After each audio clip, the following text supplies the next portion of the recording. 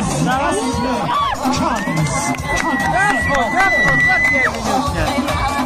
قرآن بن ناصر. آفرین بر مردم پیرانشهر. جناب آقای دکتر آرام سعدی افتخار دامپزشکی استان آذربایجان، دبیر محترم هیئت سوارکاری استان، برادر خوبم دکتر علیزاده ریاست محترم هیئت. تو جمع ما بسیار بسیار خوش آمدید. عزیز دلم دکتر آرام سعدی.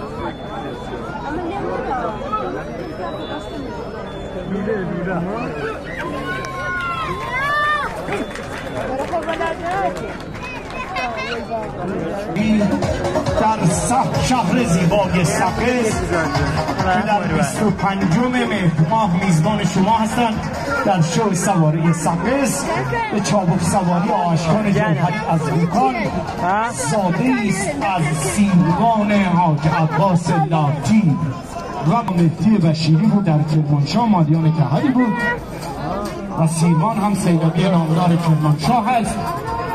مجموعه حاج عباس‌های لاتی امروز استاد سیماگه برنو خان موزیک لطفاً. مقبل کرده آری کلا برنو خان